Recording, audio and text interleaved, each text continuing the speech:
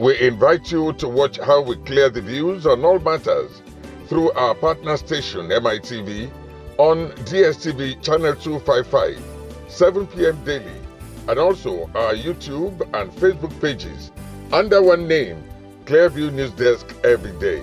We call it The People's News, as we are available to come over and cover your events upon notice.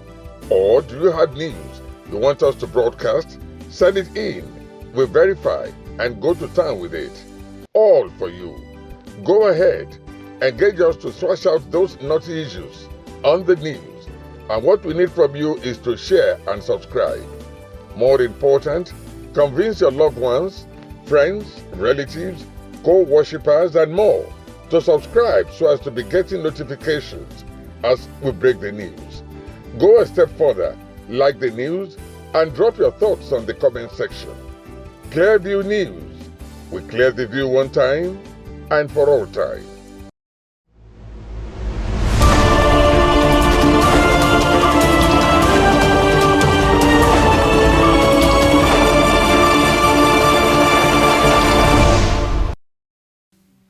Hello and welcome to Clearview News Desk. We are reaching you live from Nigeria's capital city, Abuja. First, the headlines.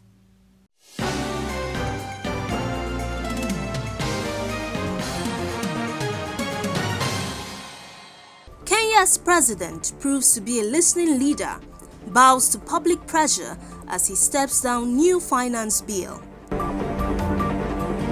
Iran votes in a presidential election marked by lone reformist bid to break through against divided conservative field this Friday. Fresh attacks claim 5 lives and 3 houses in Huara community, Kwal district, Basa local government area of Plateau State.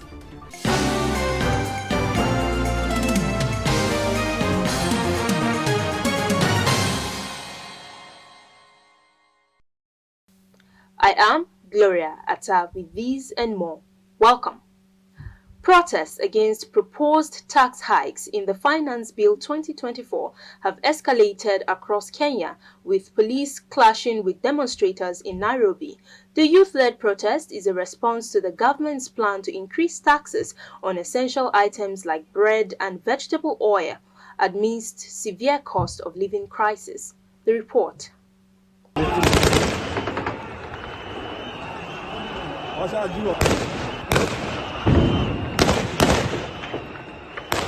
Kenyan's protests, dubbed the Gen Z protests and TikTok uprising, most say began with cosmopolitan middle and upper working class youth that has since grown to include a broader cross-section of urban youth. The demonstrations are a response to the government's proposed tax reforms and a 16% value-added tax on bread among several other levies. I'm protesting because I don't think it is fair that the IMF, he has taken out all of these loans without our consent, but now we have to be the ones to pay for it. I don't think that that is fair. I don't think that the youth should go without jobs, that there should be taxes on medicines for old people, that there should be taxes that increase the road levy and everything, when we weren't the ones who even took that loan out in the first place. The Gen Z, we want our voice to be heard. We want the other MPs to reject the finance bill. Bills are too high for us. We are just getting into adulthood, Zakai Shuka. Protesters argue that the proposed taxes will further increase the overall cost of living, already a significant burden of many Kenyans. They also expressed displeasure over the government's plan to access bank and mobile money accounts to enforce tax collection. However, President Ruto has justified the tax hikes, citing the need to service Kenya's public debt of 11.1 trillion Kenyan shillings, roughly about $82 billion, largely owed to China. Despite initial resistance, President Ruto has indicated a willingness to engage with protesters, signaling a potential reversal of some of the proposed tax hikes. Meanwhile, the government has already scaled back some of the proposed changes in the Finance Bill 2024. On the continuing conversation around the content of the Finance Bill 2024, I'm listening keenly to the people of Kenya who have said loudly that they want nothing to do with this Finance Bill 2024.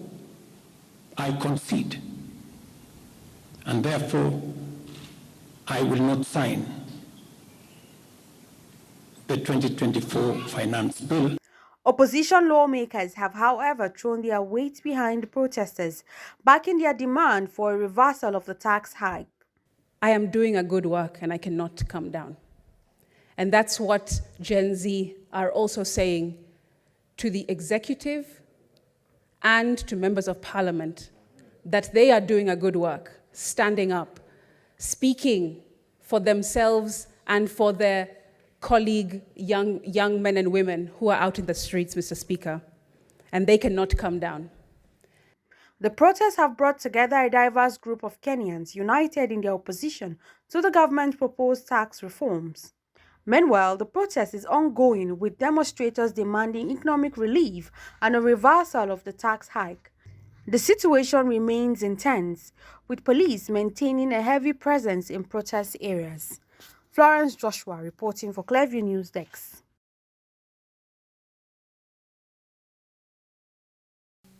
The Military Pensions Board says the electronic verification exercise of retired military personnel across the country will commence in full scale, effective from 1st July to 30th September 2024 for a period of 3 months.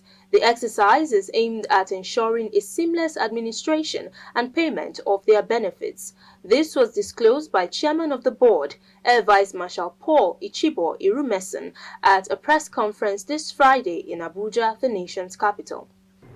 The Minister of State for Defense, Dr. Matawale Bello, MON, and the Chief of Defense Staff, General Musa, have approved the commencement of the electronic verification exercise for our esteemed veterans. The board will carry out sufficient public awareness and education that we assist our pensioners to carry out this verification. Therefore, as the chairman of the Military Pension Board, I hereby declare the Military Pension Board electronic verification exercise officially open on full scale for our retired pensioners for a period of 3 months, starting from 1st July to 30th September 2024.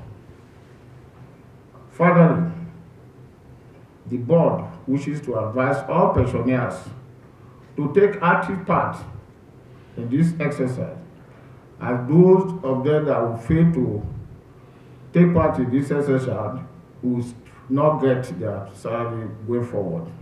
Recall that the board had on February 2024 launched an electronic verification management system app for ex-servicemen in the country, with a pilot electronic verification of 11,000 pensioners in 36 states and the Federal Capital Territory. Air Vice Marshal Irumeson therefore called on military veterans, ex-servicemen and their families to take advantage of the process while ensuring them of the board's commitment to processing their payments and gratuity in the most timely and efficient manner. A fresh attack in the Hwara community, Kwal District, Irigwe Chiefdom of the Basa local government area of Plateau State, claimed 5 lives and 3 houses. The incident, which happened at the time residents had retired to bed, left 1 survivor who is now hospitalized. The National Publicity Secretary of Irigwe Development Association, Sam Jugo, confirmed the incident as he said there was an attack at about 10 p.m. by criminal elements suspected to be Fulani herders in Hwara, Kwal Axis, Basa local government area. The incident claimed the lives of 5 innocent Irigwe natives as 3 houses were also razed down. He He noted the incident is heartbreaking, wicked, and coming at a time that all well-meaning Rigwe natives are working tirelessly to ensure peace reigns at home and environs. The leadership of the Irigwe Development Association conveys words of comfort to the immediate families and all Rigwe brethren at home and in the diaspora. May God continue to comfort us even as we trust the security agencies to do the needful, the statement said. The menace of drug and substance abuse has become a major public health concern around the world, accounting for over 3 million deaths annually. As conversations around its prevention and control continues to gain momentum, Nigerians have been urged to lend their voice and partner with relevant stakeholders in the fight against drug abuse in the country. Some non-governmental organizations, while speaking at a one-day symposium in Abuja, harped on the need for concerted efforts among stakeholders to combat the menace of drug abuse, thereby creating a future where families are resilient and communities are free from its scourge. The report. Substance abuse is a major public health concern that affects individuals, families, and communities worldwide. Nigeria, as Africa's most populous nation, is not left out of this global epidemic. Substance abuse, which includes the misuse of alcohol, tobacco, and illicit drugs, has severe consequences on individuals and society as a whole. It contributes to various health problems such as liver disease, cardiovascular diseases, mental health issues, and loss of lives. Additionally, substance abuse poses a great challenge to social and economic lives of victims while straining healthcare systems, reducing productivity, and fueling crime rates. According to the UN Office on Drugs and Crime World Drug Report 2024, 292 million people worldwide used drugs in 2022, which is a 20% increase over the past decade.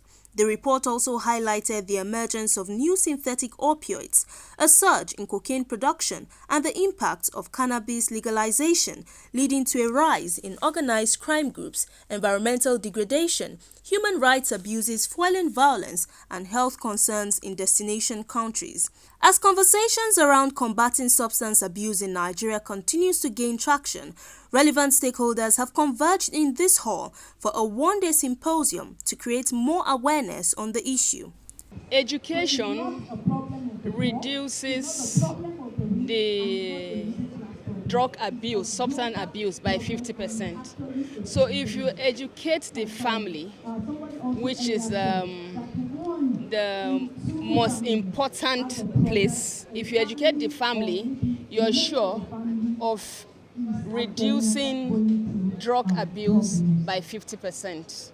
The next thing we intend to do is to set up counseling centers in areas where we have gone for outreaches so that we'll continue the process of counseling and rehabilitating people to ensure they are off drugs. My advice to the women is for them to stay close to their children, look out for the signs, be their children's friends so that they don't go out there to make friends with people who are into substance abuse. And for the family, for mothers to also enlighten the children and let them know the dangers of abuse of drugs. Message to Nigerians, the stakeholders, and other NGOs is to all come together and lend their voices in the fight against substance abuse. Drug abuse is taking over in our society and more women are involved in this. And this is affecting families negatively. With this program, Grace Thomas is bringing in more information from different facilitators and people who have experienced, this before to enable family members of these people using drugs or even people who intend to go into it, for them to know the effect and also for the family members to know what to do. By the end of this program, I would expect that whatever we are discussing here, we would be able to take it to the government so that they can collaborate, use the necessary information to help further drive discourse on curbing the use of drugs in Nigeria. The event, which was put together by the Grace Thomas Foundation in partnership with the Christopher Ogogo Foundation under the Women and Family Drug Education Program, had as its theme the role of family in drug abuse prevention. To ensure commuters enjoy pleasant experiences with regard to road safety, convenience, and reduced journey time, the federal government has reintroduced toll gates on the federal highways. The first phase will kickstart on the Abuja, Kefi, Akwanga, Lafia, and Makurdi federal highways. At a sensitization conference organized for road users in Makurdi, the Minister of Works, Dave Umahi, urged the commuters to embrace an innovative solution that is expected to bring sanity to the federal highways and accord the concessionaries all support they required to succeed. Clearview News' Imefonokon was there and now tells us more. Toll gate resurfaced years after it was dismantled by the Olusegun Obasanjo's administration. In 2023, the former president of Nigeria, Muhammadu Buhari, executed a toll-operated and maintained concession agreement with private sector. At a sensitization conference for road users in Makurdi, the representative of the Minister of Works, Uku Chima Nnenna, said the concession is being reintroduced on federal roads after a painstaking review of the challenges of the past and a robust tolling policy. The managing director of Check Operation and Maintenance, Lai Are, while speaking on the objectives of toll gates, appealed to road users to reason with the federal government and not to look at the fees as a burden. The scope of work of the concessionaire under the HDMI involves rehabilitation and reconstruction of the routes in line with international best practices, including the development of interchanges as may be applicable, toll plazas, rest areas, and other value-adding features, which will promote revenue generation. The critical areas is to ensure that the operations and maintenance of the road is continuous. The stakeholders' engagement drew participants from the traditional rulers, police, road safety corps, transport unions, among others. And we are happy for what the federal government has done. Today, a journey to Abuja is just 3 hours. Before, it takes more than 5 hours. So, to me, I will suggest that we still reduce the fee, so that at least if you are traveling, you should be a little bit comfortable. Myself and some of our tactical teams, we patrol along that road and ensure that the road is safe. Please, our unions, we want to beg you to always talk to your people, even though we do come to talk to you on how to make use of the good road. Let the joy of the good road not bring us sorrows. Meanwhile, the residents of Makurdi have applauded the federal government's initiative but appealed on reduction of fees for the toll gate. Considering the fact that we are commercial drivers and our distances that we apply are not the same, they appeal that maybe the government will look into those areas as well. The reduction of the loading of our truck from 60 to 45 down to 40, but the only area they want for size is 33,000 liters. They don't want any tanker to load more than that. It's something that we can be able to abide by it. It will be recalled that the toll plazas across the Federation were dismantled in January 2004 as the toll collection was riddled with leakages and toll roads were not well maintained, leading to public outcry. Imefonokon reporting for Clearview News. And now to the entertainment segment. Let's now join our correspondent. Hello, entertainment lovers. Welcome to another interesting time on Entertainment Trends, where we'll bring you the latest, the hottest trending stories from the Nigerian entertainment scene. I am still your host, Eunice Ella Eze, and on today's edition of the show, like always, I will be taking you on the ride through some of the most trending stories on social media this week. So sit back, relax, and enjoy.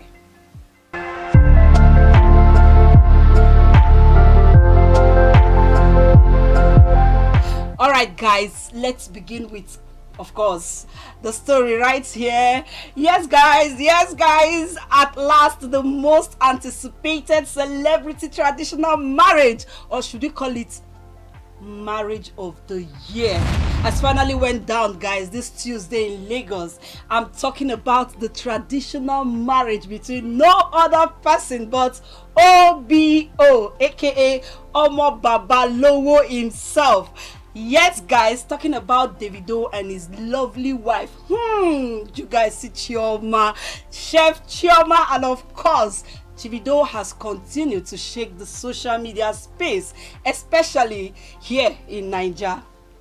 Now, in case you don't know, Chioma's friendship with Davido dates back several years, but their relationship only became official in 2018 when the singer confirmed it at a public function in October of the same year.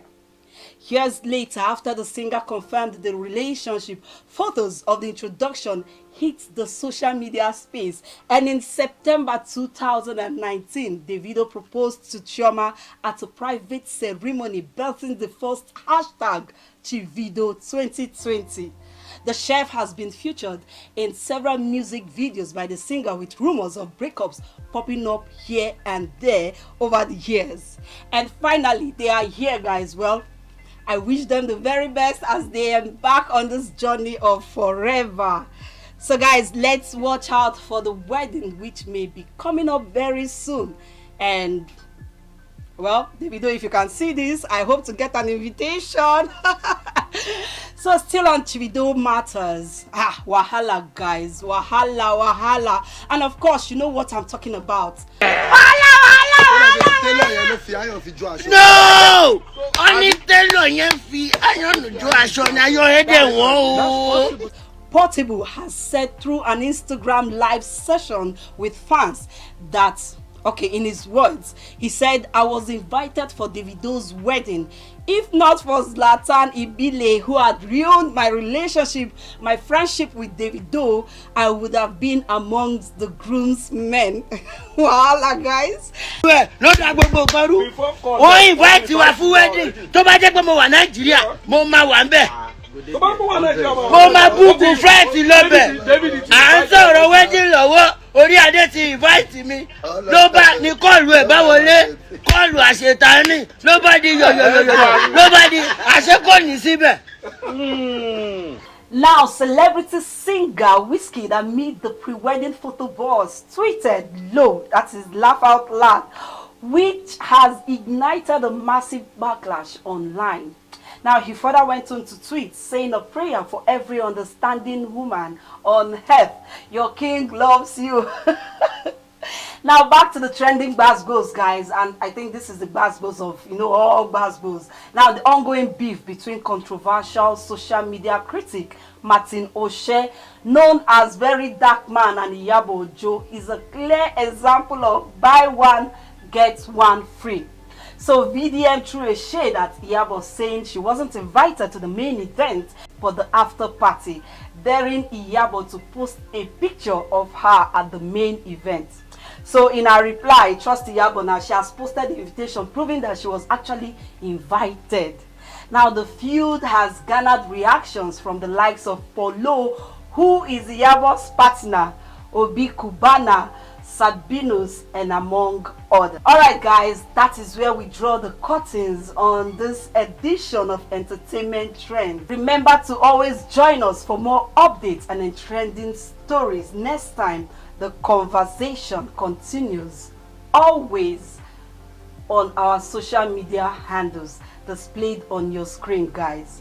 From me, your host, it is bye for now. Always stay fabulous, guys, and remember to keep it trending. Bye, guys.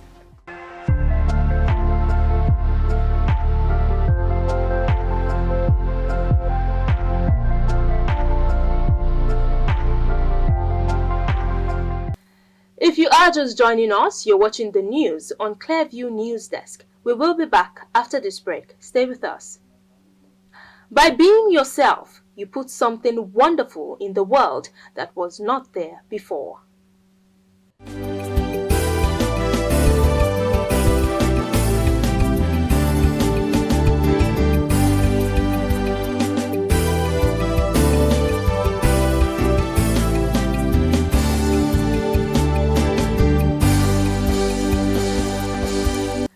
Welcome back.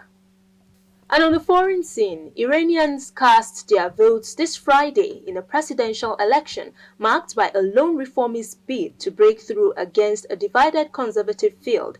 Around 61 million Iranians are eligible to vote in the election, called after the death of ultra-conservative President Ibrahim Raisi in a helicopter crash last month. The election comes against a backdrop of heightened regional tensions over the Gaza war and discontent over the state of Iran's sanction-hit economy. The leading contenders approved by the Guardian Council, which vets candidates, are conservative Parliament Mohammed Bagir Galbaf, ultra-conservative former nuclear negotiator Saeed Jalil, and the sole reformist Masoud Pezeshkian. Meanwhile, Raisi's former vice president Amir Hossein dropped out on the eve of the election. Voting has started at 58,640 polling stations across the country, mostly in schools and mosques. And that's the news. But before we go, a recap of the top stories.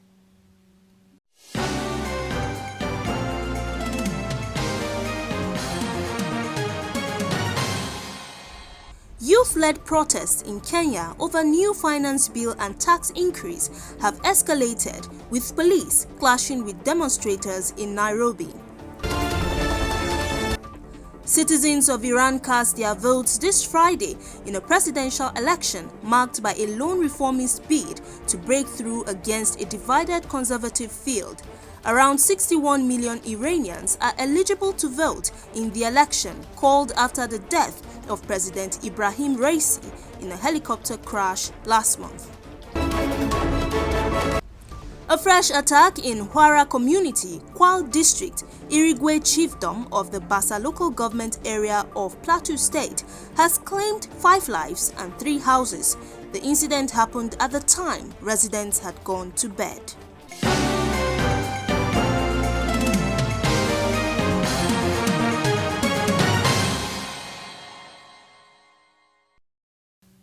You can follow up on latest events and happenings around you via our social media platforms on Facebook, Instagram, and YouTube at Clearview News Desk, or via our handle on X, formerly known as Twitter, at Clearview Online.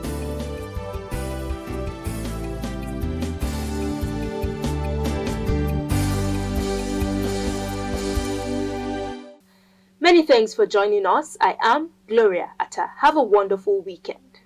We invite you to watch how we clear the views on all matters through our partner station MITV on DSTV channel 255, 7 p.m. daily, and also our YouTube and Facebook pages under one name, Clearview News Desk every day. We call it The People's News, as we are available to come over and cover your events upon notice. Or do you have news you want us to broadcast? Send it in. We verify and go to town with it. All for you. Go ahead, engage us to thrash out those naughty issues on the news. And what we need from you is to share and subscribe. More important, convince your loved ones, friends, relatives, co-worshippers, and more to subscribe so as to be getting notifications as we break the news. Go a step further, like the news, and drop your thoughts on the comment section. Clearview News. We clear the view one time and for all time.